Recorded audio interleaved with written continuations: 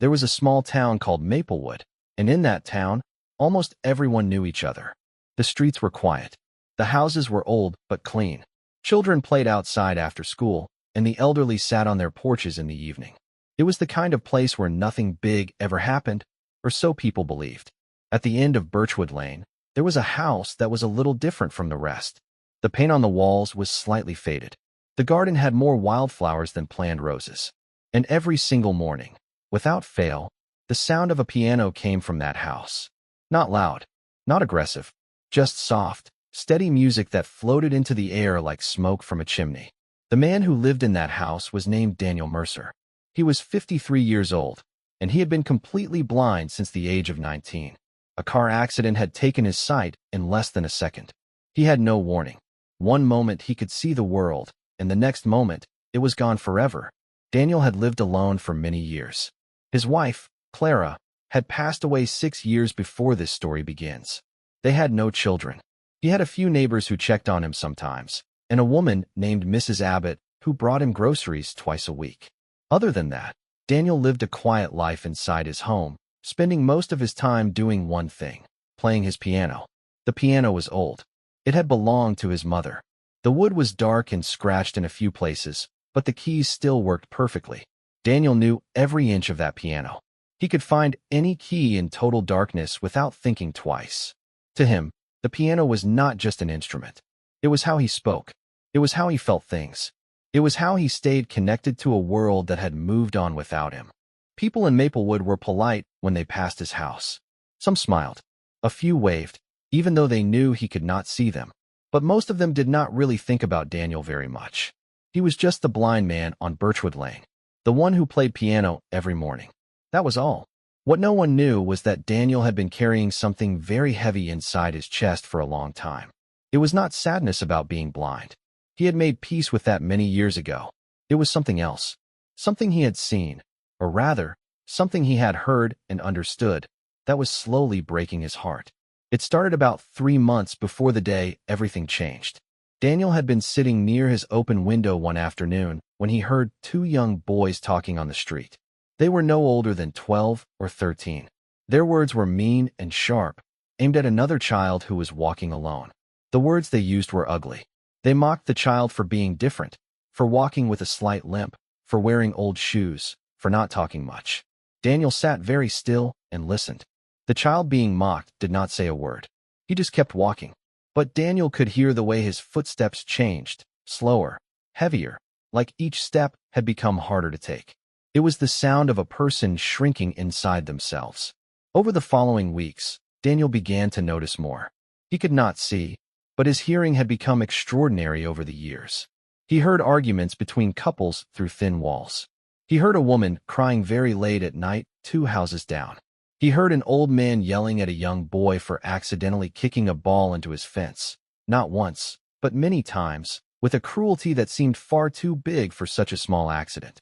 He heard groups of teenagers using words that cut like knives, laughing after each cut.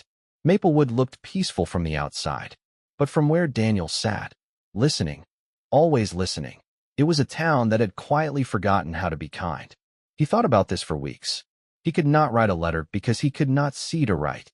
He could not go door to door because he needed help to walk that far safely. He had no social media, no television, no platform to stand on. He was one blind man, alone in a house on Birchwood Lane. But he had his piano. He began to think deeply about what he wanted to say, not in words, but in music. He believed, with everything inside him, that music could reach the parts of a person that words sometimes could not. He had felt it himself many times. A piece of music could walk straight through your walls and sit down next to you. It did not ask permission. It did not argue. It just arrived, and it made you feel something true. For 3 weeks, Daniel worked on a piece of music. He played it slowly at first, finding the right notes. He made mistakes and started over. He played parts again and again until they felt right, until they felt like what he actually meant. He did not write it down. He could not. He kept it all inside his memory, which, like his hearing, had become very strong over the years. The piece was not complicated. It did not need to be. It moved gently at the beginning, like a question being asked softly. Then it grew a little fuller, a little warmer, like the feeling of someone placing a hand on your shoulder when you are sad. Then it slowed again, quiet and steady, like a promise being made without any noise. He named it, only in his own mind, Still Here. On a Tuesday morning in October, Daniel opened his front window as wide as it would go. The air was cool and smelled like fallen leaves. He sat down at his piano, took a slow breath, and began to play. He played Still Here 3 times in a row, without stopping. He played it the way he had practiced it, gently, honestly, with everything he had meant to say for weeks. The music came out of the window and moved down Birchwood Lane. Mrs. Abbott, who was walking up the path with his groceries, stopped at the gate. She stood there and listened. She did not move for a long time. When the music finally ended, she realized her eyes were wet. She did not fully understand why. She just felt something. A young mother pushing a stroller paused on the sidewalk. She rocked the stroller back and forth without thinking, just listening. Her baby, who had been fussing, went quiet. 2 teenagers who had been walking fast slowed down without realizing it.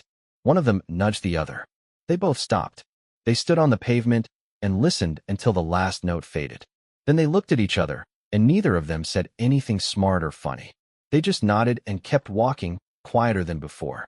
The old man from 2 houses down, the one who yelled, was sitting on his porch. He heard the music clearly. He leaned back in his chair and closed his eyes.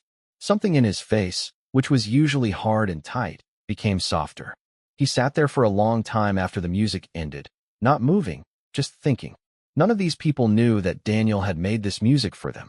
None of them knew what he had heard through his window, or how long he had been working on this one piece. They just knew that something had moved through the air that morning and found them where they stood.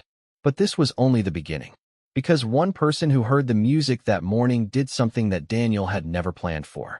She took out her phone and pressed record, just in time for the 3rd and final playing of Still Here. She captured every note, all the way to the last one. That recording would not stay in Maplewood for long. Her name was Lydia Crane. She was 26 years old, and she had been living in Maplewood for only 4 months, having moved there after a difficult year in the city. She had come to Maplewood looking for quiet, for simplicity, for a place where she could breathe again. And for the most part, she had found it.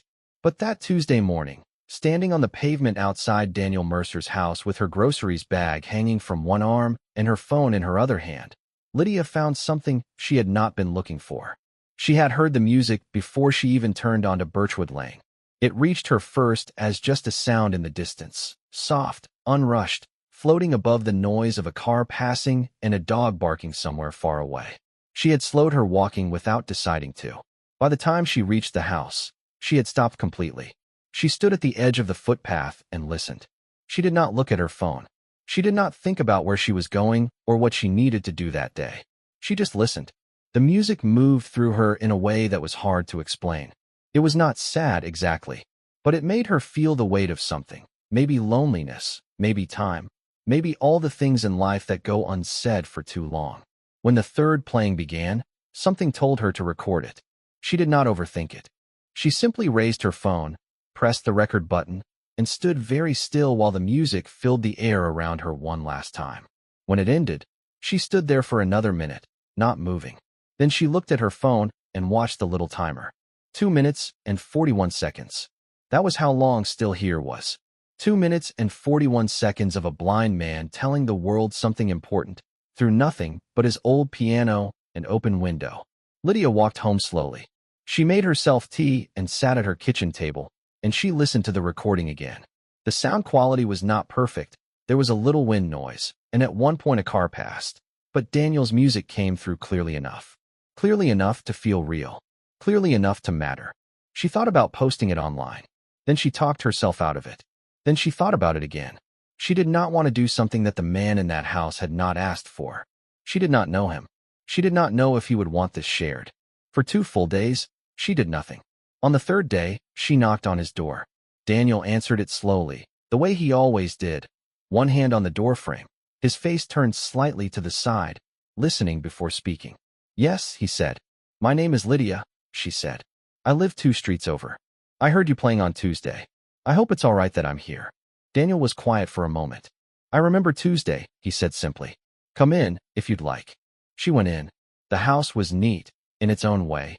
things placed with care, furniture arranged so that movement was easy and clear.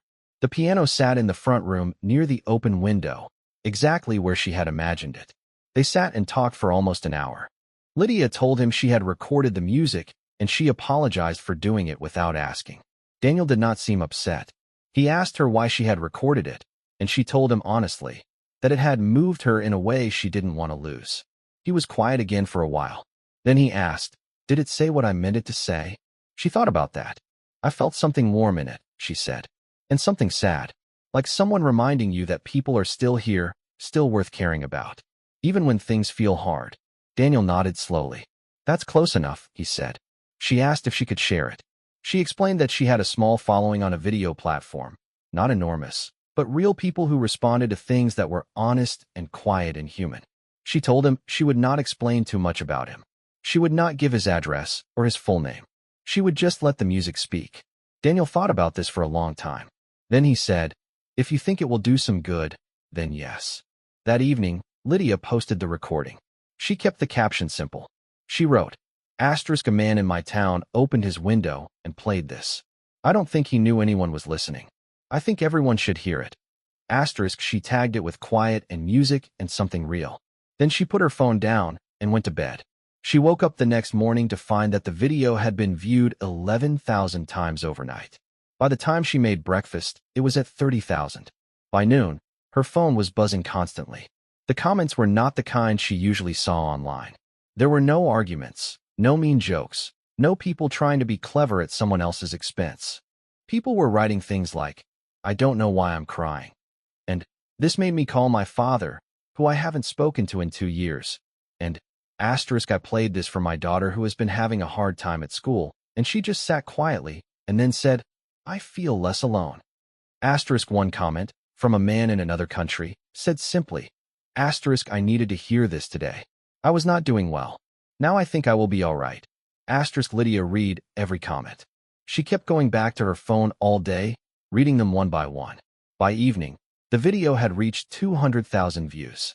People were sharing it with messages like, "Send this to someone who needs it," and "This is the most human thing I've heard in a long time." The name Daniel appeared in the comments after Lydia answered one person's question. She had shared only his first name. People began asking who he was, where he lived, could they write to him, could they thank him. The response was so enormous and so warm that Lydia sat down at her own kitchen table and cried, not from sadness, but from something else, something that felt like relief, like proof that people still had this capacity inside them, to be moved, to be kind, to be reached. She went back to Daniel's house the next morning. She knocked. He answered. She told him what had happened. He stood very still in the doorway and listened as she told him the numbers, the comments, the messages from strangers in different countries. When she read him the comment from the man who said he was not doing well, but now thought he would be all right, Daniel said nothing for a long time. Then he said, quietly, "I just wanted people to feel something true." They did, Lydia said. They really did. But even she did not yet know how far it would go, or what would happen next in Maplewood itself, where the real change had not yet fully begun. The morning after Lydia told Daniel about the video, he sat at his piano for a long time without playing. His hands rested on the keys, but he did not press them. He just sat there in the quiet of his front room, thinking. He was not thinking about the views or the comments. He could not see any of that. What he was thinking about was much closer to home. He was thinking about the boy who walked with a limp. He was thinking about the woman who cried late at night. He was thinking about Maplewood, the real town, the one he had been quietly listening to for years. Because while the rest of the world was being moved by a recording on a screen, the town itself had not yet changed. Not really. Not in the ways that mattered to Daniel most. But something had shifted, even if it was small. He could feel it. Mrs. Abbott, when she came with his groceries that week, sat down and talked to him longer than usual. She told him she had heard the music from outside that Tuesday and had stood at the gate for a long time. She said she did not have the words to explain what it had done to her, but that when she went home that day, she had called her sister, whom she had not spoken to in 3 years following an argument neither of them could quite remember the full details of anymore. They had talked for 2 hours. They had both cried. Her sister was coming to visit the following month. Daniel listened. He smiled, a quiet, tired smile. 2 days later, a young man knocked on his door. Daniel did not recognize his voice at first. The young man introduced himself as Paul, who lived 4 houses down. He had never knocked on Daniel's door before. He stood at the step and said, awkwardly and without much polish, that he had heard the music that morning from his bedroom window and that it had stayed with him. He did not know how to say why he had come. He just said that he thought maybe he should stop walking past this house every day without ever saying hello. Daniel invited him in. Paul stayed for 30 minutes. They talked about ordinary things, the weather, the street, the history of the piano in the front room. When Paul left, he said he would come back sometime, if that was all right. Any time, Daniel said. Small things were happening in Maplewood. Not dramatic things. Not things that would make the news. But the kind of things that quietly changed the texture of a place. A woman brought flowers to a neighbor she had ignored for 2 years. A father took his son out for a walk instead of sitting in front of the television. A teenager who had been one of the ones mocking the boy with the limp stopped doing it. Not loudly, not with an apology, just stopped, which was its own kind of beginning. None of these people could say exactly why they did what they did. But if you asked them, most of them would mention the music. They would say it made them think. They would say it made them feel like something was still possible. Meanwhile, the video kept spreading. It crossed 1 million views in 5 days. A journalist from a large newspaper reached out to Lydia, who asked Daniel's permission before responding. Daniel agreed to one interview. Just one, conducted over the phone, no photographs, no visits. He kept his answers simple. When the journalist asked him what message he had been trying to send, he said, "I wasn't sending a message. I was just trying to remind people that kindness costs nothing and silence costs everything." That line was quoted everywhere. It appeared in articles, in social media posts, on small printed cards that strangers made and left on coffee shop tables and library shelves. A teacher in a school far away printed it on a piece of paper and stuck it above her classroom door. A man in a hospital waiting room read it on his phone and felt something loosen in his chest. Daniel did not know about any of this, but he felt something happening in the world, the way he always felt things, not by seeing them, but by listening. One afternoon, about 3 weeks after the video was posted, something happened that Daniel had not expected. He was sitting at his piano, not playing, just thinking, when he heard footsteps on his garden path. Light, uneven footsteps. The kind made by someone who walked with a slight difficulty. He heard the knock. He went to the door. Standing there was a boy. From the sound of his voice, quiet, careful, not quite sure of itself, Daniel guessed he was about 12 or 13. "Are you the man who plays the piano?" the boy asked. "I am," Daniel said. "I live on the next street," the boy said. "I heard your music a few weeks ago. I was walking past and I heard it, and I stopped. I listened to the whole thing." Daniel nodded. "Come in," he said. The boy came in. His name was Marcus. He sat in the chair near the piano and looked at the old instrument with something like awe. He told Daniel that he had been having a hard time at school, that some boys made fun of him, that he had started not wanting to go, that some mornings he sat on his bed for a long time trying to find a reason to get up. Daniel listened to all of it without interrupting. He did not offer quick solutions. He did not tell Marcus it would be fine. He just listened, the way only someone who has spent years listening truly can. When Marcus finished, the room was quiet for a moment. Then Daniel turned to the piano. "I want to play you something," he said. "Not the same piece. Something new. I made it this week. I haven't played it for anyone yet." He began to play. The piece was different from Still Here. It was smaller, more personal. It started very quietly, a single line of notes, simple and searching, like a person walking alone and unsure of the road.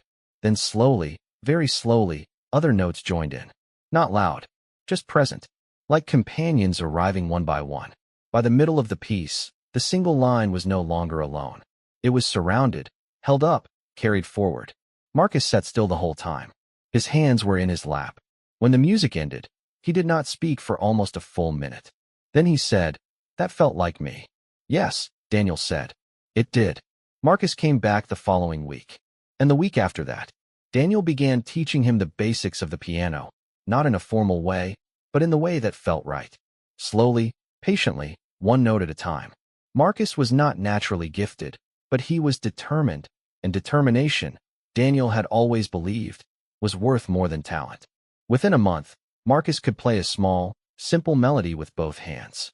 It was nothing impressive, but when he played it, He sat up straighter than he ever did anywhere else. His mother, who had been watching her son grow smaller and quieter over the past year, noticed the change. He woke up more easily. He talked more at dinner. He went to school without sitting on the bed for a long time first. She wrote a letter to Daniel, a handwritten letter, because she wanted it to feel real, and asked Mrs. Abbott to deliver it. In the letter, she wrote that she did not have enough words to thank him. She wrote that her son had come home from his first visit and said, "Mom, there is a man down the road who listened to everything I said. He really listened." Mrs. Abbott read the letter aloud to Daniel, because he had asked her to do that with all the letters that had started arriving at the house. And there were many by then, from all over the world. People who had heard the recording, people who had been moved, people who wanted him to know that something of his had reached them. Daniel listened to each letter carefully. He never asked for them to be saved or kept. He just listened, thanked Mrs. Abbott, and then sat quietly for a while. After she read Marcus's mother's letter, Daniel was quiet for a long time. Then he said, "That's the one that matters most." Not because the others did not matter, but because the boy on the next street, the one with the quiet footsteps and the hard mornings, he was the reason Daniel had opened his window in the first place. Not to reach the world, to reach the people close enough to hear. And in the end, that was exactly what had happened. A blind man had opened a window, placed his hands on an old piano, and played something true. The world had heard it. But more importantly, Maplewood had heard it. One neighbor at a time. One small, quiet change at a time. Daniel still played every morning. The music still came out of the window and moved down Birchwood Lane. People still stopped to listen, though more of them did now than before. Sometimes Marcus sat beside him on the old bench, learning, listening, growing. And sometimes, on very still mornings, the music seemed to say the same thing it had always said, not in words, but in the way only music can say things. Asterisk, you are not alone. You are still here. And that is enough. Asterisk.